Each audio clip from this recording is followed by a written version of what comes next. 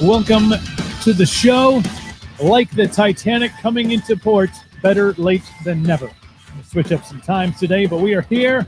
We are now 5:30-ish Central Time, and it's time for Cooperville Live. So thank you for tuning in as we are back in all the major streaming platforms today, including Facebook Live, YouTube, and Twitch. So wherever you are watching, thank you. Thank you for making us a part of your fabulous day. As you're here in Wisconsin, you woke up and there was snow on the ground. Like, what in the fuck is this? Why is it snowing? I don't understand. I don't understand.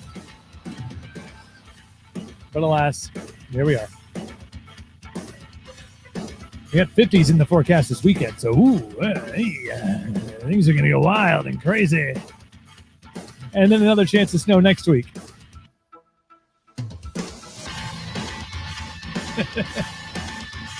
Yeah. What can you do? What you can do is be sure to subscribe and hit the notification button if you're watching on YouTube. Also, if you're on Twitch, follow the program. We did our first Twitch Tuesday yesterday with Carrie Deal, up-and-coming country artist from North Kakalaki. That's how they say North Carolina in North Carolina. North Kakalaki. If you missed any of it with Carrie Deal yesterday, the video is up at twitch.tv/Cooperville Live. You can watch it there. Great conversation. Fantastic mullet on that gentleman. Fantastic mullet on Carrie. You can also help support the show, keep it growing, get exclusive content, and a whole bunch of other cool stuff, including the Cooperville clothing line. Once that drops, you'll get first dibs at it. Join the Patreon. The link is in the comment sections wherever you are watching. Plans is always $10 a month. Help support the show. We got the new build coming up here in the studio. Pretty badass, man. Pretty badass stuff. So we're excited about that. New intro videos being worked on. I saw some of the intro video that's being worked on. I don't know. It's weird geeky shit like that I'm like, this is so cool. And everybody else is like, it's neat. Yeah, that's cool. Kind of, sort of. But join the Patreon. It helps. It always helps. Your comments always help, too. You're a part of the show. Feel free to join in the comment sections wherever you're watching. We love the emojis, too. Those are my jam. Emojis. Yes. Good stuff. No guests on the show today, so in case you're wondering if we're chatting with anybody, not on today's program. Tomorrow we got a big show. 2 guests coming up tomorrow, and we'll talk more about that as we get through today's program, which is underway now. But today we're going to read off the headlines. We got and a bunch of other projects that I've been working on. This is the not the explosion, but it's hosting podcasts and editing podcasts for others, and we're launching something for our county with the Chamber of Commerce tomorrow, talking to bars and restaurants about them being open. I guess Chippewa County is completely open, and so that launches tomorrow afternoon. We're gonna be doing that stuff with the Chippewa Chamber. It's called Chippewa Chats. You'll be able to check it out on YouTube, I believe, on the Go Chippewa County YouTube page, and then on their Facebook as well. So we'll launch that tomorrow. We'll do the first one, which means we'll debut next week. So that's going on. Obviously, we have this show. I have my other job, which is getting into like go time for the music festivals, which is great, which is awesome. Really jacked up for that. So a lot of stuff happening. My kid's coming into town this weekend, which is exciting. Having his birthday party, or celebrating his birthday the week before his birthday. He's gonna be 11. Yeah, 11 years old. Hard to believe he's going to be 11. Yeah. I don't know. I used to look much younger, give or take 12, 13 years ago. I did. Then I don't know what happened. So lots of stuff going on. So we'll keep it to the headlines today.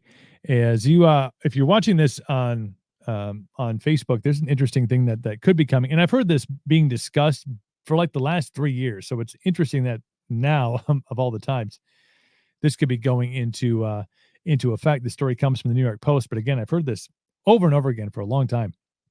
And it mostly started on Instagram because there are some countries overseas that have removed the like and views on Instagram. So, when you're scrolling through and you see someone that's like super duper popular, some of the famous people you follow, I feel like there's like a spider web or something hanging there, or I'm hallucinating, one of the two. Uh, you go by and you see some musician, famous musician or a movie star, or whomever, uh, Instagram influencer. And there's like hundreds of thousands or millions of likes on a thing. Those likes. And if there's like a short video or reels or, IGTV something, you can see how many people have viewed it. So in some countries, they've actually taken that off, so people can't see how many times that post has been liked or has been viewed or has been watched.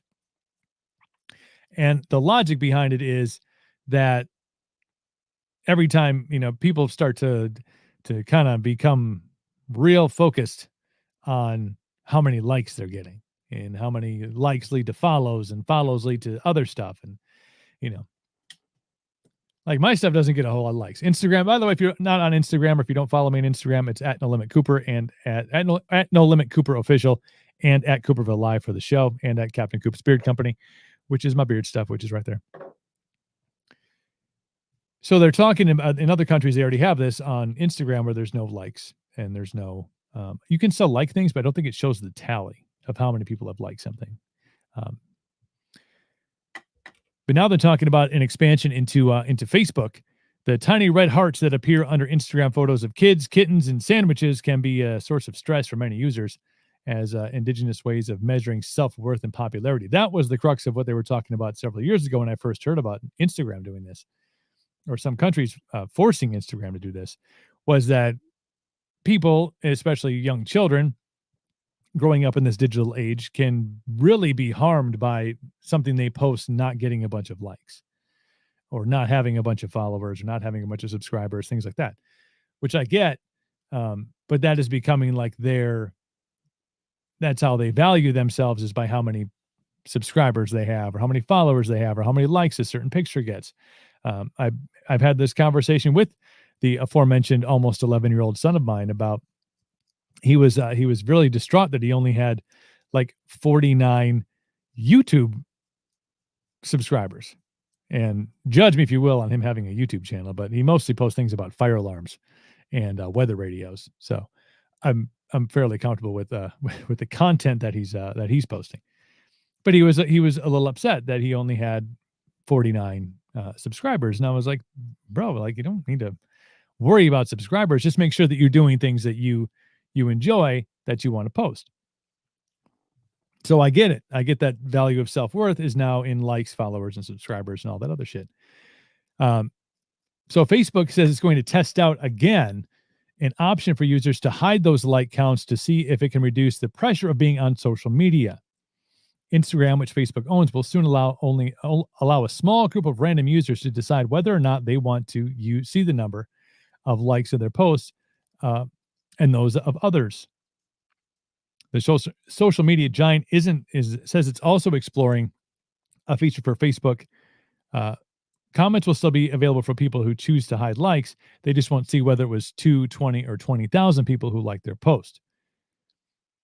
Instagram began hiding likes in 2019. While many users welcomed this feature, others, including some influencers, worried it might take away from their social media experience. At the time, the platform did not give users a choice to hide or unhide like counts. But they do now. I mean, there's still likes on there. Some people found this beneficial. Some still wanted to see like counts so they could track what's popular.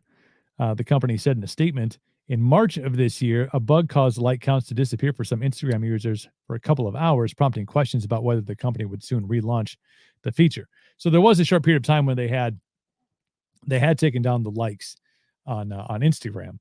But I know there is some countries overseas that have permanently taken it away. So it's not even available to make the decision. It's just not there anymore.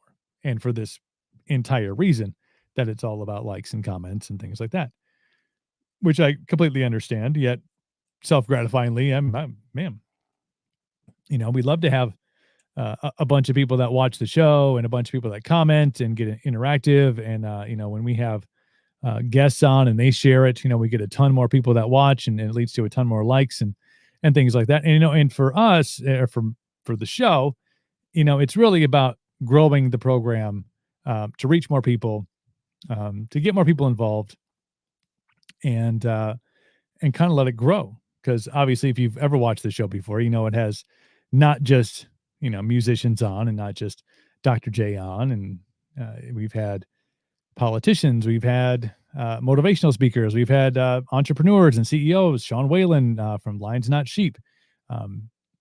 But it also has some opinionated pieces on here, because that was the point of launching this, was to talk to people and to have a platform that was all about being able to say what you want and talk to who you want, and giving other people a platform, and that's what it continues to be. So yeah, we love to grow that and help get the word out. So in that likeness, yeah, we love the likes, and we love the shares, and we love the follows, and love that people keep up with the program, and comment in the comment sections of wherever they're watching, which we totally appreciate.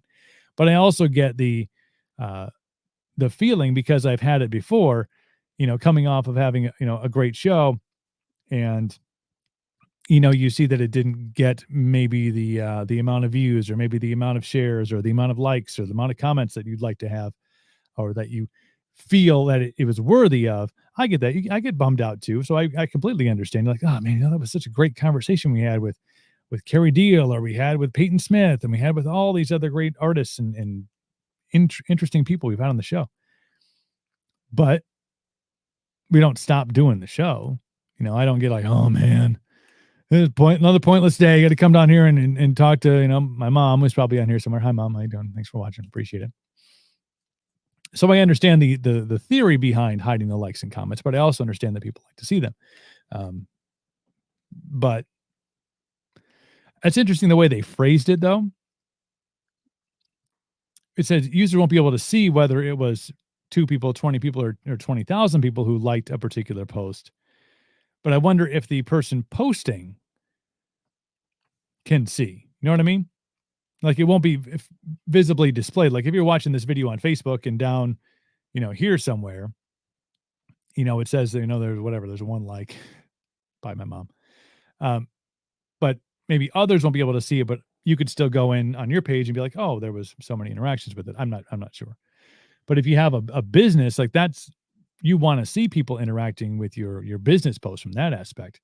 But perhaps this is really focused on younger users, and their value and self-worth that they have, and how many likes and how many posts, how many followers they have.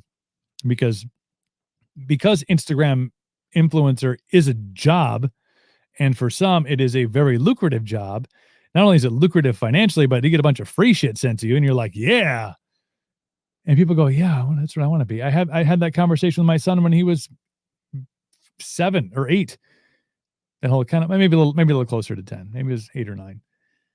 Because when he was 7 or 8, he was like, I want to be a Ninja Warrior firefighter. And I'm like, that's badass. Be that, if that's what you want. And then it kind of morphed into, I really would like to be a YouTube star. And then it was a TikTok star. I was like, all right. But because it's been done, and I talked about this when I do some of my motivational stuff, I'm like, if you see something has been accomplished, you can therefore accomplish it because it's been accomplished. It's the whole 4-minute mile thing. And 4-minute mile would never happen until it happened. Then a bunch of people did it because it had happened. A successful business. Well, I can't do a successful business. Well, it's been done before. Well, then it can be done. So I get that. You see Instagram influencer, or you see YouTube star, and you're like, wow, that's now a viable career. People are making 6, 7, 8 figures on YouTube. There are kids making that much money reviewing toys. Like, what a great gig. Like, you watch your kids watching other kids open toys. The kid that's opening the toy got the toy for free, and he's getting bank. Probably free trips to Disney. So I understand how a kid would see that and be like, yeah, well, shit, yeah, give me that job. I want my job to be open toys and get paid to buy more toys and then go to Disney World. Like, that sounds like a great gig for a 7, 8, 9, 10 teen, early 20s. I want a bunch of free shit and get paid for it. Yeah, that sounds great. What kind of education do you need? I don't know. Don't really need one. I need to know how to work social media. Well, half of these kids, if not more, the majority have been raised in a world where like they know more about your technology than you do as a parent. And you're like, how do I get this to work?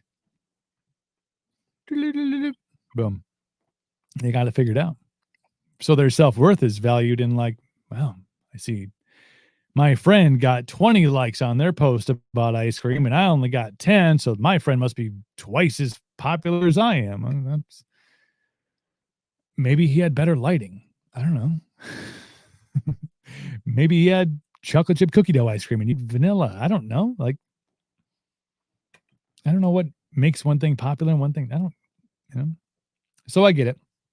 But it will be interesting to see because there's a lot of those, a lot of people and businesses on social media that really gather a lot of information on likes and follows and things like that. So yeah, maybe this is just about not letting others see it, or maybe it's not letting the user see it. Maybe others can see it, but the user can't see how many likes they have. I'm not sure. The wording was odd in the story, so I don't know. It'll be interesting to see what happens. My social media rant for the day. Speaking of social media, we just talked about people who are influencers and YouTube stars and TikTok stars. Here's two of them in one story. You know who Logan Paul is? Logan Paul is apparently he was a YouTube star and then went into professional boxing, knocked out some Robinson, was it the basketball player? They were doing like celebrity boxing things and he knocked him out. Now he's like, I gave up the YouTube thing. I don't want to be a celebrity. I want to be a boxer. He wrestled in high school. I think I remember hearing that story. Jake Paul. And then there's TikTok sensation Justine Paradise. So the TikTok star Justine Paradise says YouTube star turned boxer Jake Paul forced her into a sex act. See? A star on the social media platform TikTok said that YouTube star turned boxer Jake Paul forced her into a sex act without her consent during the summer of 2019. Story comes from ESPN. Justine Paradise said in a 20-minute video posted on YouTube last Friday that she didn't say anything about the alleged attack sooner because she signed a non-disclosure agreement and thought it would have broken the contract. In a statement to ESPN, her attorney, who works for the law firm, his attorney, who works for the law firm of Solomon, Ward, and Cedarworm, said Paul categorically denies these allegations and will pursue legal action against those responsible for the defamation of character. In the lengthy video, Paradise said she met Paul several times in June and July of 2019 at the Team 10 house. I think Team 10 was what Jake Paul was on, was the show he was on, or the YouTube program he was on. A Los Angeles mansion where several social media stars lived and worked. Paradise said that on July 20th, 2019, she felt like she made it clear to Paul that she didn't want to go any further than just kissing, but Paul forced her to have oral sex.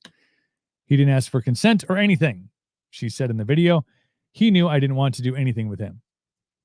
Paradise made no mention about taking the information to law enforcement. Paul responded on Twitter Tuesday saying this claim made against me is 100% false and he has never had a relationship with this individual. Sexual assault accusations are not something that I or anyone should take lightly, but to be crystal clear, this claim made against me is 100% false. Paul said as part of his post, I will fight this to the end to prove my innocence. Paul is 24, gained notoriety in the boxing world since he knocked out former NBA player Nate Robinson last November. He is, I think he has another fight coming up. He is scheduled to fight former UFC fighter Ben Askren in a boxing match on Saturday in Atlanta. And he's called out the likes of UFC stars Conor McGregor and Nate Diaz for future boxing matches. So he's kind of an asshole. I mean, I've just watching him fight and then his call out of Conor McGregor and Nate Diaz. He's just kind of a smarmy dude. So I mean, I don't put it out of the realm of possibility, but it's always eerily coincidental when things come out like right before. There's that crazy spider web again, or my hallucinations. when things come out right before like major events, like stories are kept under wraps for what is that, almost 2 years, and then all of a sudden it comes out right before this major public event that he's supposed to fight on Saturday. It's it is probably just coincidence, I'm sure, but it's always odd how things tend to pop right before major things happen. I don't know. It's strange, strange. This is the kind of things that happen when you give people this kind of success. And not to say they didn't earn it. I'm sure it's very challenging being a TikTok star, a TikTok influencer. I'm not being a sarcastic asshole this time, but it takes a lot of work if you're, I don't know what she does, if she does choreographed dances or she's doing lip syncing or whatever. I mean, and if you have really good video content, that's not an easy thing to do, but it doesn't require like a 4-year degree or a master's.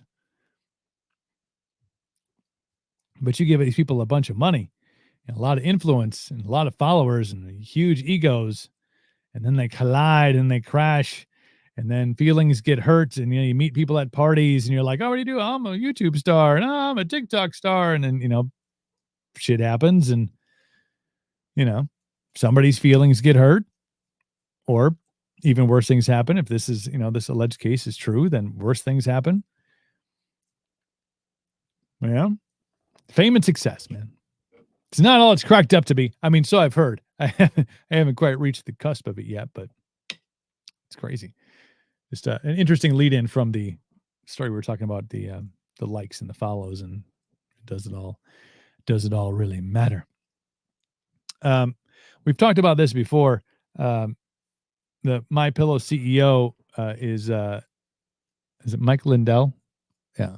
He is launching his own free speech social media platform, which is going to be called Frank. I don't think like the name Frank. I think but to be frank, or maybe it's the name Frank. I'm not sure.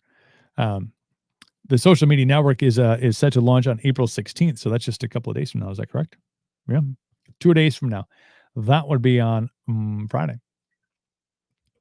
After the story from TheVerge.com, after a public break with Facebook and Twitter, MyPillow founder Mike Lindell is getting close to the launch of a new conservative-focused social network, giving more detail about the product in a video post online this week. Simply called Frank, the social media network plans to open its doors to a limited set of users on April 16th. I'm wondering if they'll do the same thing like Clubhouse did. Clubhouse launched, and it was kind of you could download it, but you couldn't access it unless you were personally invited by somebody who was already personally invited. So I wonder if they're doing something like that, limited amount of users to kind of test the waters, see what they're doing. Developed in the months since the 2020 election, Lindell has described the project as a combination of print, radio, and TV, offering both text posts and live stream capability. Perhaps the strangest promise is that conservative personalities will have significantly more followers on the fledgling network. People are going to have more followers, Lindell said in a March interview with Steve Bannon, 10 times more followers. In the recent video, Lindell explained that the new network would still moderate against profanity and threats of violence, setting it apart from previous right-wing platforms like Parler and Gab, which prided themselves on the refusal to censor offensive speech. You won't get to hear the 4 swear words, the C word, the N word, the F word, or God's name in vain, Lindell says in the video, insulting that a policy will present a significant challenge to conventional automated moderation programs, which are adept at identifying specific strings of text, but have no system to distinguish between devout and profane invocations of God. So you can't take the Lord's name in vain on Mike Lindell's new platform, which is a damn shame. Kidding. To avoid deplatforming efforts from app stores, the Frank social network is formatted as a web app accessed by navigating to the site from a mobile browser. This means it doesn't have to comply with the Apple and Google store guidelines, but it also severely limits the app's functionality. The Frank site gives detailed instructions on how users can set up the Frank web app as a direct icon link, similar to an installed app on mobile devices under both Android and iOS. This happened with Gab when Gab first came out, because I jumped on to test the waters on Gab. There was not a Gab app. So you go to whatever, gab.com, and then you move it as like a hyperlink onto your home screen, and then you can click on it, and it's clunky. It's not, with people being so used to apps, the way Facebook works and the way YouTube works and the way Twitch works and Instagram, all that stuff. Like it's just clunky because it's browser based, so it's web based. But they're trying to figure out a way to get around the fact that Apple and Google have, their parameters and their standards and the capabilities of pulling you off, as we saw with Parler, whenever they damn well please. Whenever they feel like they don't like what you're saying, don't like what you're doing, don't like your message, and sometimes in good intentions and sometimes with questionable intentions, they'll just yank your app off of there. You won't have the ability to download it. Now, I don't think if you have it downloaded, I don't think they can remove it from your phone, but you wouldn't get updates or things like that because it wouldn't be on the network anymore. But so it's going to be clunky. Now, until you have, I don't know, somebody with a ton of money and a ton of reach and the capabilities of getting very smart people involved to create a different, basically you would need a different phone system because it couldn't be Android and it couldn't be iOS. It couldn't be Apple. You'd have to have a whole different phone with its own set of guidelines in their app store and a whole different functionality to be able to have these things broadcast to the masses. And I don't think people are willing to make that kind of jump, They'll probably work through if you're really into it, you'll probably just deal with the clunkiness of it and the limited functionality.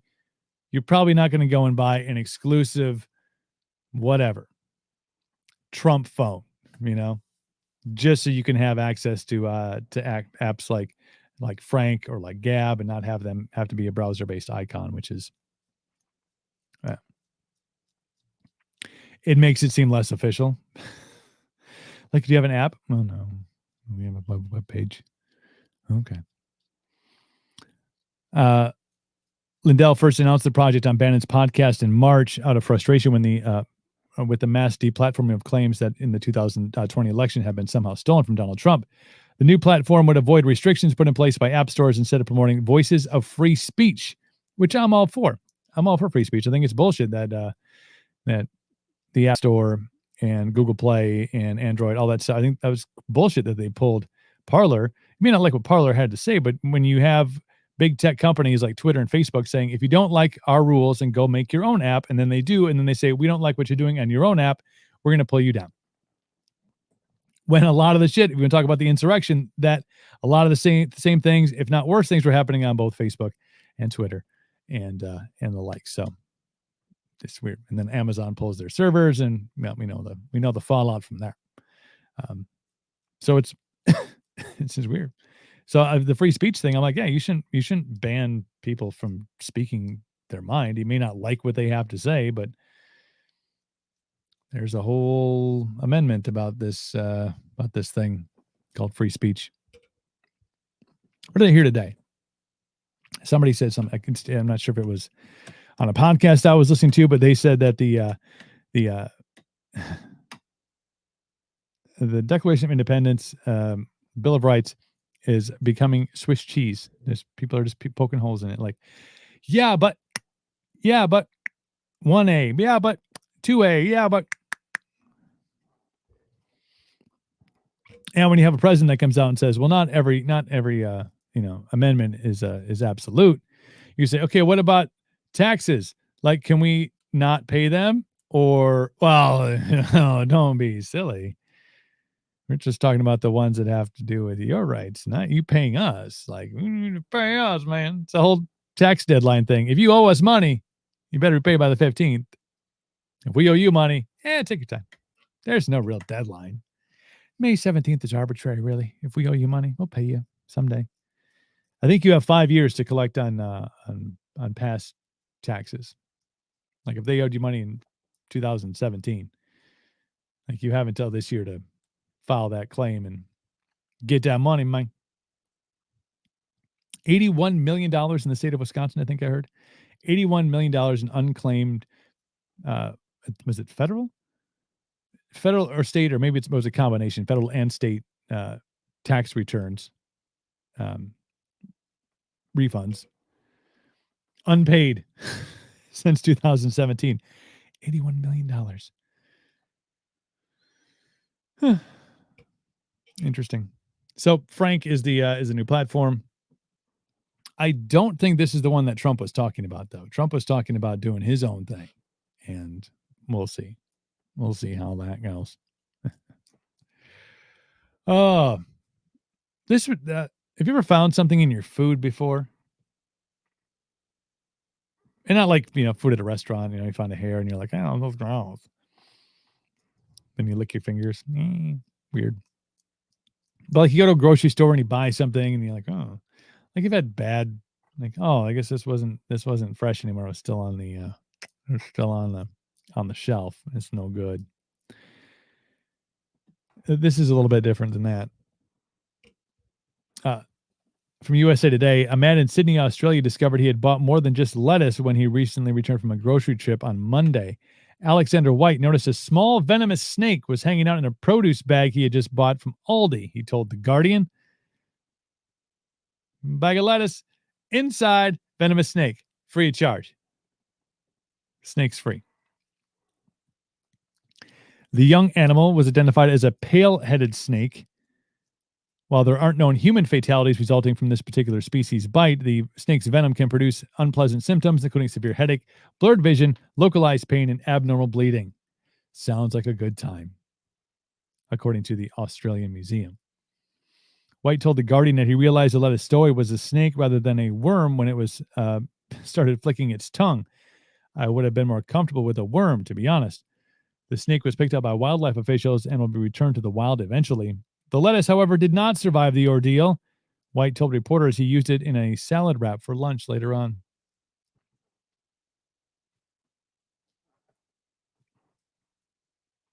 Hey, there's a snake in this bag. Wildlife comes and they take the snake and you're like, down to make a wrap. I would have thrown it away. That's just me. Maybe I'm overly sensitive, but I'd have been like, if I got some snake poop in there, probably. I would have gone a different direction. But imagine that. Yeah, at the store, grabbing your groceries, you get home and you're like, that's weird. This is strange. It's a strange dealing. But the fact that the guy still made a salad with it, those Aussies, man, I tell you, they're a crazy bunch. They're a crazy bunch. Crazy things are happening in nature, people. Crazy things are happening in nature. This, according to the New York Post, the Prius isn't the only environmentally conscious hybrid out there. Great opening line. With climate change pushing polar bears towards the brink, nature has devised a new animal to help preserve the species, the Pizzly bear. Ooh, clever. First seen in the wild in 2006, this polar bear grizzly hybrid is more resilient to climate change, or resistant to climates, and better suited for warmer temperatures, according to paleontologists of Tennessee's Vanderbilt University. The carnivore tooth expert co-authored a study on how the diet of polar bears differed in the warming world. The Pizzly bear identifiable by their off-white coat and elongated schnoz, were reportedly formed when melting sea ice forced the world's largest land carnivores to migrate inland. They hooked up with grizzlies migrating from Alaska. So we have a new species of bear, the Pizzly bear. And how do they know? Like it was because they were like, fleeing the ice. Maybe they were just like, hey, what's that over there? It's a grizzly bear. Interesting. They start buddying up like, hey. Next thing you know, you got Pizzly bears. New species of bear roaming the earth. I've said it from the beginning, people. Nature will find a way. It will find a way beyond us.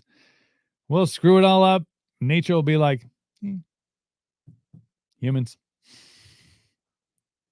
Pizzly bears roaming the earth. What's up, Pete? Thanks for tuning in, buddy. Good to see you. Or not see you, I guess. See your post. Crazy world we're living in. Pizzly bears running around. interacting with people on social media. And I will leave you with this lovely, lovely new trend in the woke world that we're all living in. Awake, not woke. From, again, the New York Post, mistress. The word mistress has become the woke brigade's latest target.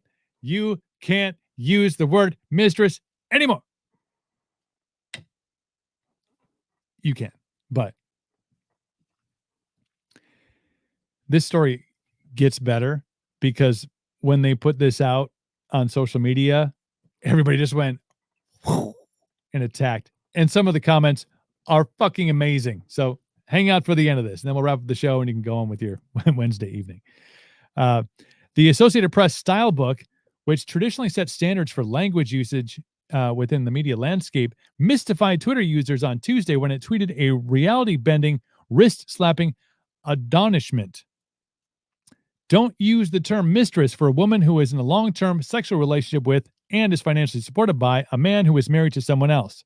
Instead, use alternatives like companion, friend, or lover on first reference and provided additional details later, the tweet said.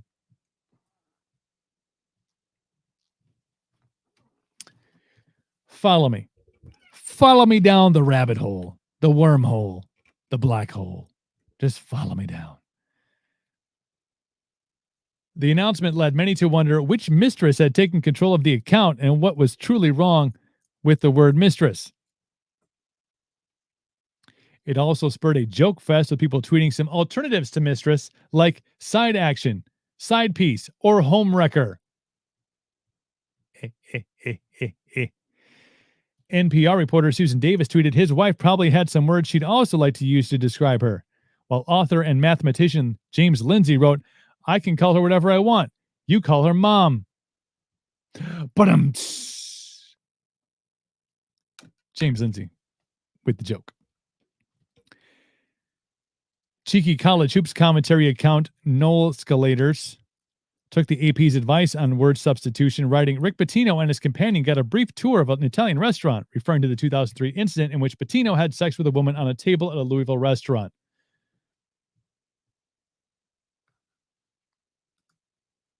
You can, Pete. You can. That has not been outlawed by the woke mob just yet. Cassandra Fairbanks at Cassandra Rules on Twitter, to give her appropriate cred, retweeted the AP style book post with, obviously someone at the AP is banging a married dude because they don't want to be called a mistress. Though it surfaced yesterday on social media, the AP storybook policy regarding the word mistress dates to 2016 when it said to avoid the word because it had no male equivalent. Then in 2020, the AP grew stronger in its woke feminist convictions, saying they were banning the word because it was archaic and sexist. We now say not to use the archaic and sexist term mistress for a woman in a long-term sexual relationship with and financially supported by a man who is married to someone else. Same quote. That led to a round of skewering from media circles. It's unclear what sparked the latest woke lecture, but mistresses everywhere must be thrilled at the opportunity to rebrand themselves in a more favorable light. Thank you, New York Post. Thank you. I just don't like being called mistress anymore. Yeah. This is where we are. This is the world we live in. These are the hands we've given. Phil Collins. It's wild. It is wild. Language police. They're out there. You got to watch. Got to watch what you say. You can't say words like mistress. Come after you. Did you say the word mistress? Oh, it's archaic and sexist because there's no male equivalent.